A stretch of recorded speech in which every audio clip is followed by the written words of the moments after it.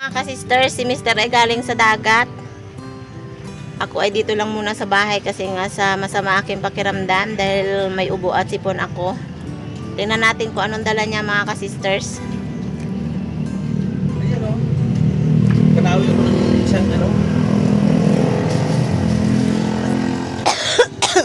Yan, ilapag mo na yung huli dyan. Ito naman yung ano. Maliit ba? Kala yung laki. Ayan mga ka-sisters, yung huli niya, ang tawag dyan sa amin ng isda na yan ay yung labian or barukbok. Yan. So, siguro sa estimate ko yan ay may kulang-kulang 2 kilo ang laki niyan. Yan. Sariwang-sariwa pa mga ka-sisters. Anong ginamit mo na ano dyan, kawil? Wala o. Ha? Basta light. Malaking kawil? Oo, malaki. 560 ito. Ha? Malaki ito eh. 560. Buti hindi naputol. Ay, Nalalayan? ay malaki. Ano ito? Malaki nga ito. May huli ka pa bang iba? Maliit. Maliit na? Maliit na isda. Ayan ang huli, maliit ang iba. Ay, maliit na ang iba. Saan banda na huli yan? Kasi ano, ito may taas taya doon. Ah, Ayan o. Ang artificial na ano. ayan yung ginamit. Ayan. Artificial na kawil. Ang kawil niyan ay 568. Pero ano yun? Malaki yung kanyang ano. 568 na kawil ang ginamit niya Kumain. dyan sa isda na malaki mga ka-sisters. So, ayan na ka-sisters. Bali mag-iisip na naman tayo kung anong pwedeng masarap na recipe dito sa ating malaking isda. At siguradong si Mr. na naman yan ang mag-aatake niyan sa luto. Dahil ako ay alanganin ang pakiramdam dahil sa sipon at ubo at tinamaan ako ng masamang pakiramdam mga ka-sisters. Ayan mga ka-sisters, ay lilinisan na ni Mr.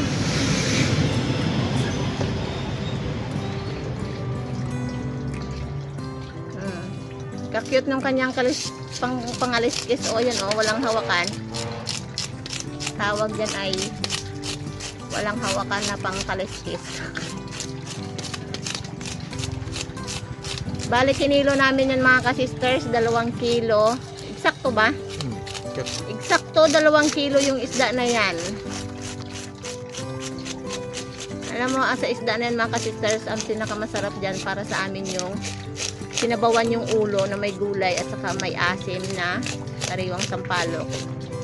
Pero sa ngayon ay lulutuin muna namin ng kakaibang luto mga ka-sisters para kahit papaano ay mag-iba naman yung ating menu ngayon.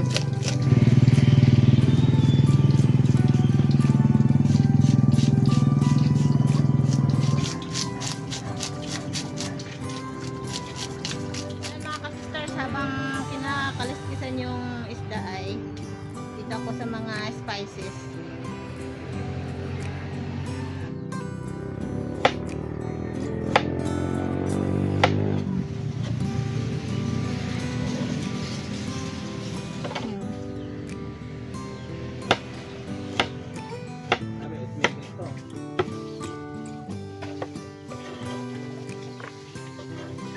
Daming luya. Sagana sa luya.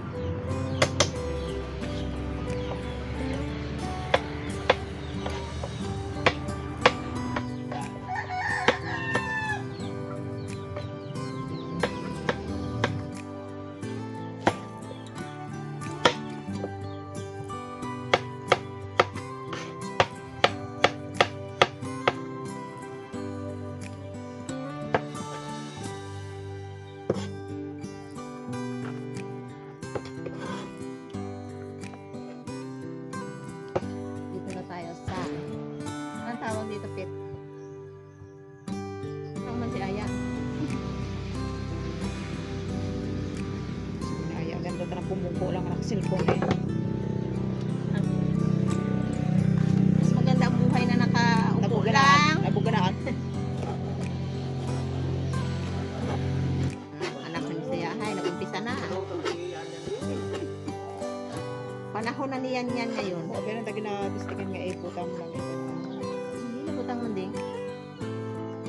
Nababayaan. Ako talagang malalaki ang pagkagayat pa. Tapos lang, di pumayag sana oh. Pumayag lang ay. Gahayag, ay! Uy, basta galing sa school yung mga bata, gutom na gutom.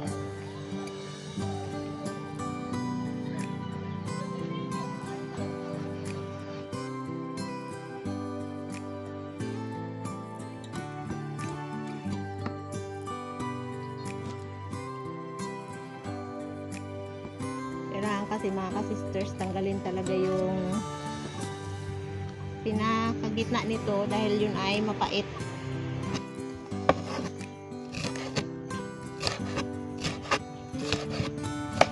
Yan ang gusto ko, juicy talaga na kamahal nito ay.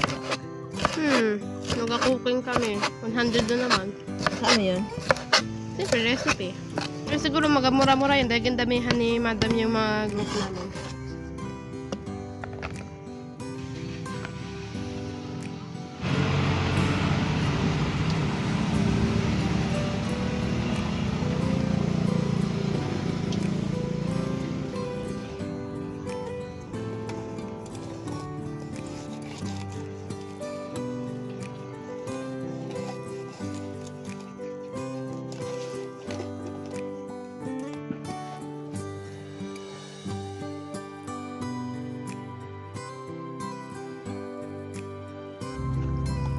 Yan, diretso na yan mga ka-sisters sa mantika na mainit. Tapos ilalagay niya yung isda.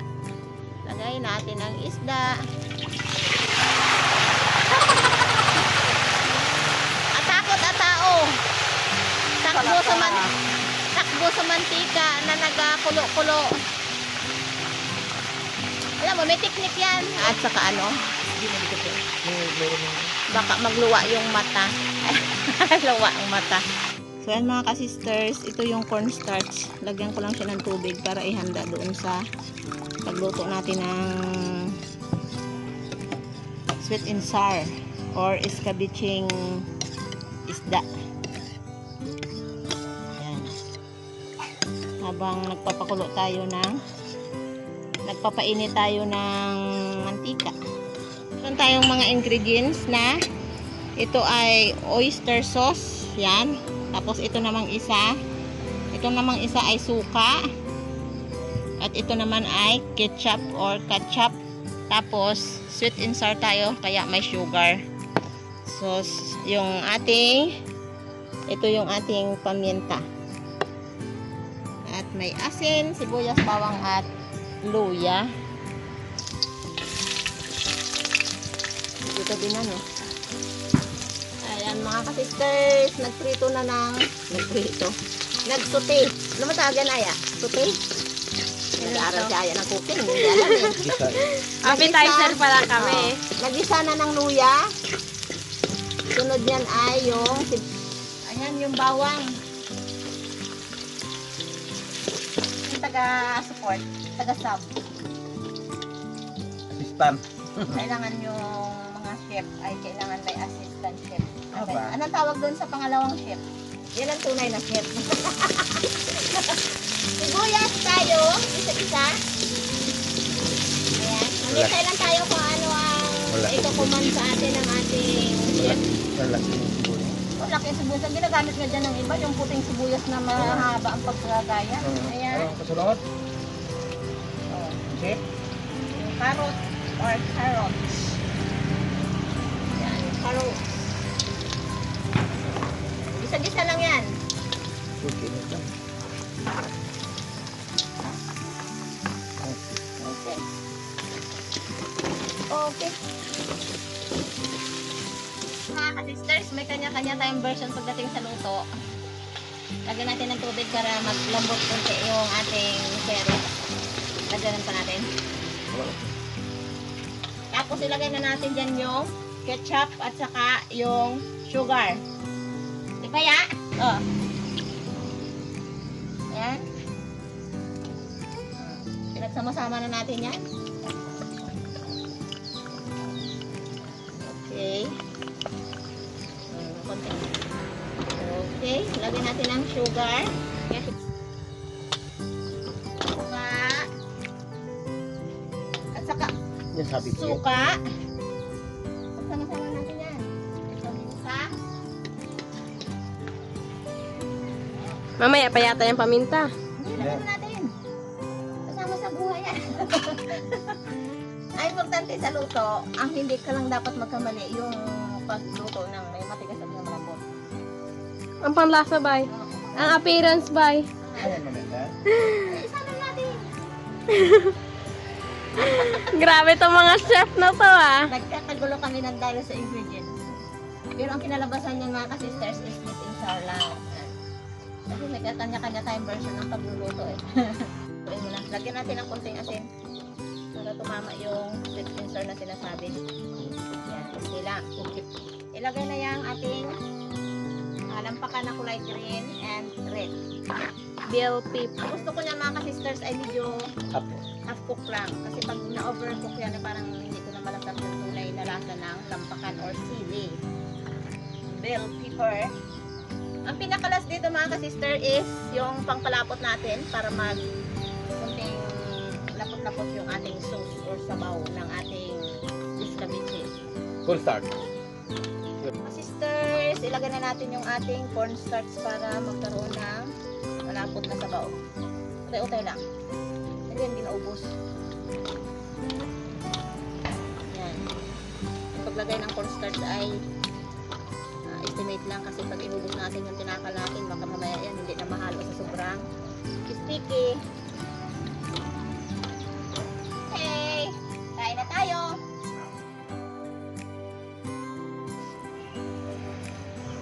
So ayan mga ka-sisters, ipi-plating na natin yung ating nilutong mga ingredients ng escabeche. Ayan. Lagay na natin dyan. Yung buntot na wala na ang kabilang piraso, kinuha ni Aya. Hindi nakatiis, masarap daw. Ang pinirito. Yan, nawala na ang hitsura ng isda. Ang natira na lang ay ang ating gulay. Yan, masarap to mga ka-sisters. So, yan o. Ibas muna natin ang isda para masarap sa tingin. Yan, diba? Pag wala kang malaki-laking budget dito mga ka-sisters, ay mahirap makagawa ng araw-araw ng ganitong ulam. Escabeche. Sa mahal pa lang ng bell pepper ay naku ay talagang napakamahal. Ayan. O, diba? Sige, ikaw na meron. Ay, ako? Thank you Lord sa patuloy na pag-iingat. Salamat sa blessing. Amen. So, ayan mga ka-sisters, nabutan na kami ng gabi at kakain na tayo. So, yung aming ulam ay escabeche, malaking isda. Malaking isda, nahuli. Anong tawag din sa iba ng isda niyan ay? Labian, barukbok. Ayan, Grabe na ang pangalan. tabian, palukbok. Mataba yan, mataba. Ayan. So, ako muna ay ito muna sa gulay. Kain tayo kapitbahay. Ito ang paborito ni Hana. Oh, lampakan. Lampakan.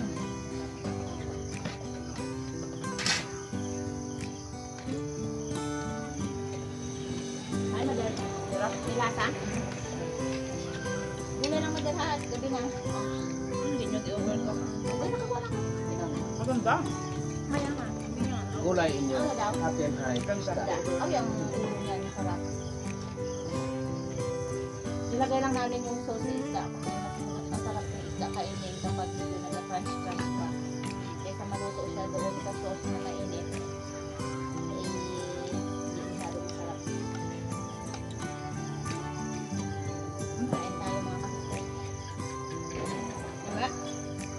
Ano din ang ulo? Malaki siguro. Gabi Julia. Ano takot sa luya? Okay. Masarap nga. Ang paano ba sa panagkain ka ba? Papa, Tayo, ha? ano kaya? Ang mahaba na puti luya yon. Kainin mo na pang. Yung ka na tayo kainin niya. Ay. Pag mapamabi ang health book mo. Di ba yung tinidor ka? Tamo na ng kanin. Gamitin mo yung tinidor ya. Yun, yun. Hindi na lang. Ay, din na lang. Nakakain ka mo yan? Gusto mo gusto yung kain mo yan? Maganda kasi sa lampakan. Tapos, Yung hapok lang. yun nga, pansi pa rin. Kasi nakain kasi yun ng hilaw din.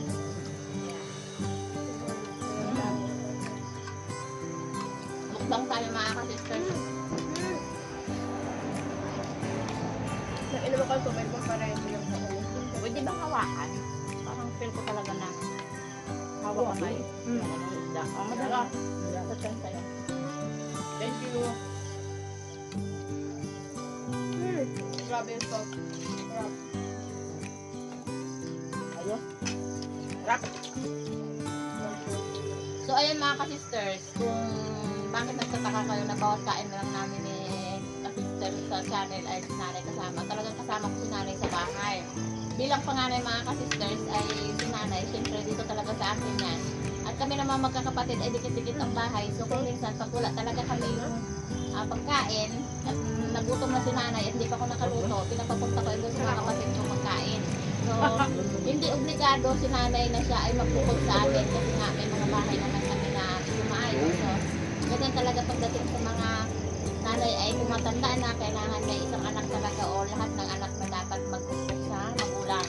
So, sa mga nag-comment yan, na dito sa nanay kumakain. Talagang ganun po yun. Dito talaga si nanay bilang panganay ako.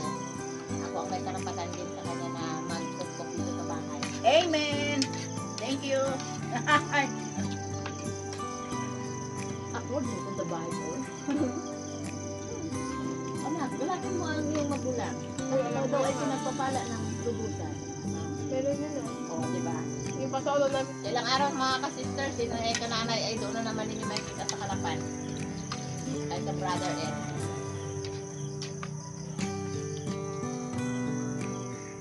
Mga sisters, wala pa akong ipaayos ng bahay ko doon sa baba. Kaya dito na ako may tuloy ko sa mga anak ko sa dito sa taas. Meron kasi ang posisyon ni nanay mag doon sa Yun. baba. Yan! Oh, sa'yo na ang ulo para makahuli ka pa ulit. Hintay ka lang madyan. Ano ang kwan balik ko na? Ibaliktad na mga Ay, ka-sisters. ay, nabalik pa rin. Oh. Talaga namang ubos na namin ang kalahati at dito naman. Pwede ba natin tihan ang kapitbahay? Kapitbahay na naman. Gusto ko maging kapitbahay. Para Oo. ko lagi ay kapitbahay. Tama yun. Yun nga. Gusto ko malbok. Wala, hindi. Ay, malinis ang kamay ko. Oo, yan. Ay, malinis ang kamay ko na yan. Hindi kayo umarap. Talagang kumamay na ako mga Kasi ako ay kapitbahay. kumamay na rin. Gusto ko talaga mag-feel kasi kami lang naman ang kumakain. Ano? Grabe. Napakasimple ka lang madala. Ating hapel. Pinapawisan ka. Tandaan lang magkain ng kanin. Gipayet, gipayet. Ano gulay ang kainin mo? Nga. Paalam ako. Paalam ako. Paalam na kami mga sister kasi behind kasi talaga natawin namin to. Alam na. Oh, ano yun? Sumiyaw!